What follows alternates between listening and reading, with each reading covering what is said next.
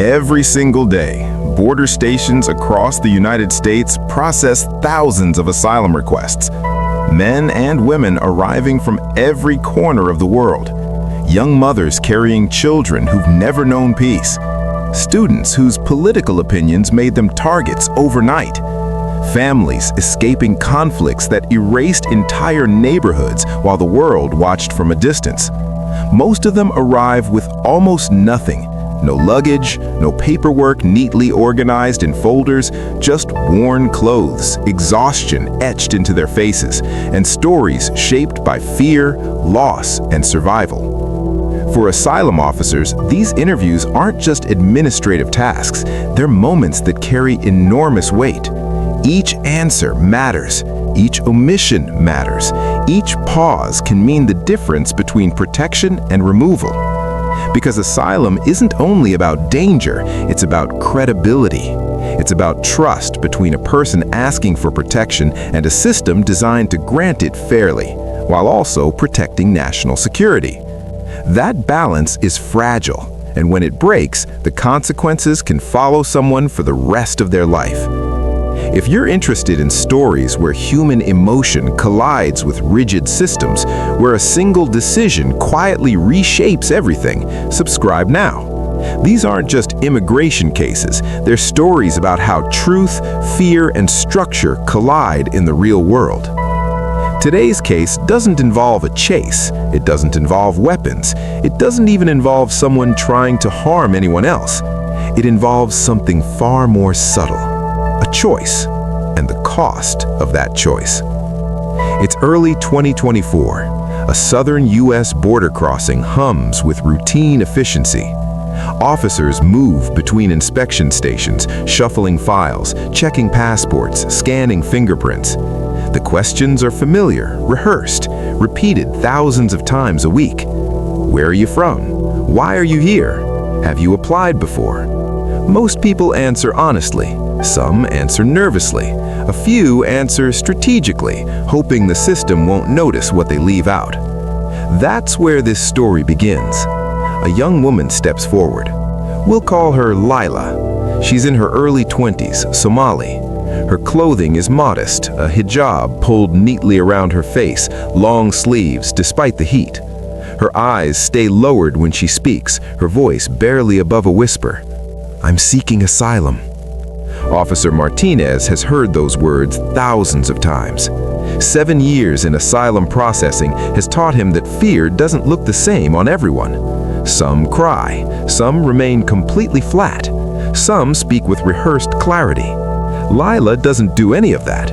She seems careful. Officer Martinez begins the intake process. What country are you from?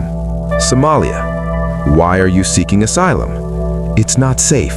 There's fighting, instability. I can't go back. Do you have family in the United States? A pause. Short but noticeable. No. Have you applied for asylum in any other country? Another pause. Even shorter. No. Officer Martinez types. Everything appears routine. Her answers align with thousands of other claims, but Lila doesn't see what happens next. Her fingerprints are scanned. Her biographical data is entered into multiple interconnected systems, U.S. immigration databases, international asylum registries, intelligence sharing networks used by allied governments. This process is invisible to applicants, silent, automatic. And somewhere inside that digital web, something doesn't quite align. Not a red alert, not a security warning, just a small flag, quietly suggesting that this case deserves a closer look. 3 days later, Lila is escorted into a small, windowless interview room. There's a translator present, a recording device on the table, stacks of forms arranged with precise order. Across from her sits Miss Alvarez, a senior asylum officer with 12 years of experience. She's seen cases that haunted her for years, and cases that unraveled within minutes. She knows how trauma sounds, and she knows how omission sounds too. Lila, she begins calmly, This interview is under oath. Do you understand that providing false information can result in criminal charges and permanent denial of asylum? Yes, Lila says quietly. Miss Alvarez proceeds carefully. Have you ever applied for asylum, refugee status, or protected status in any other country? Lila looks at her hands. No. Do you have any immediate family members living in the United States? No. Do you have any relatives affiliated with terrorist organizations, militia groups, or extremist movements? This time the pause stretches longer, long enough to fill the room. No. Miss Alvarez closes the folder gently. I want to give you an opportunity to correct anything you've said. People are scared, people forget details, but this is your moment to be fully honest. Lila's hands tremble. I've told you everything. Miss Alvarez nods. Then she opens a second folder. This one tells a different story. Lila's fingerprints had already spoken. An asylum application in Kenya, filed 2 years earlier, denied. Another application in Uganda, also denied. Same narrative, same answers, same omissions. Miss Alvarez slides a document across the table. This is your asylum application from Kenya, dated June 2022. You listed a brother living in the United States, is that correct? Lila's face drains of color. I forgot about him. We're not close. You listed him as your emergency contact. Silence. His name is Yusuf, correct? Yes.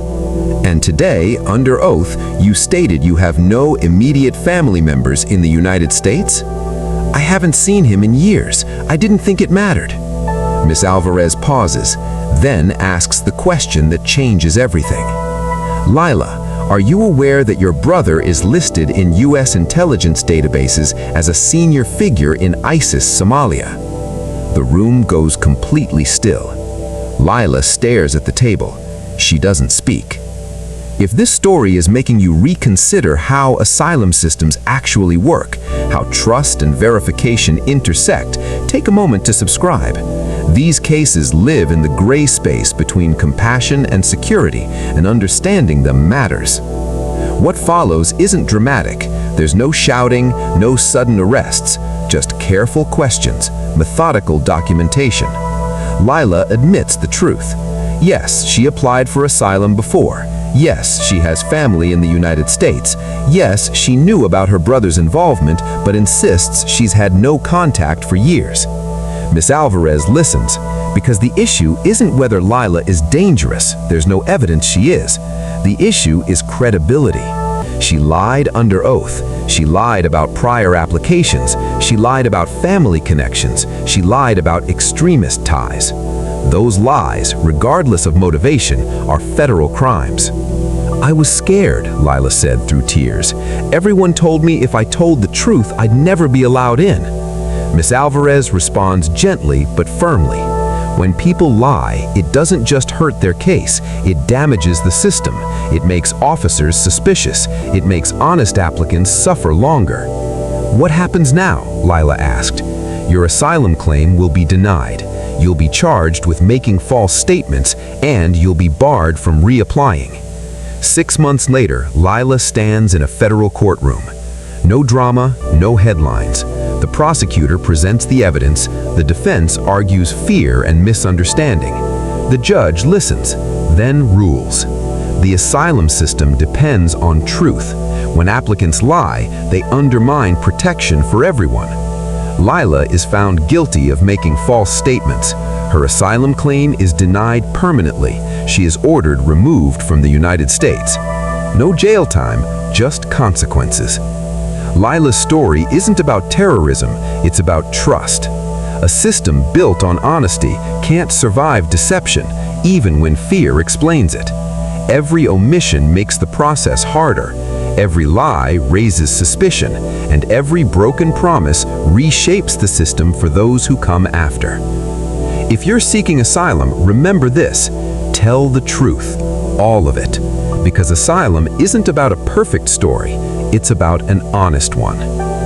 If this story changed how you see borders, immigration, and the cost of fear, subscribe for more real cases like this.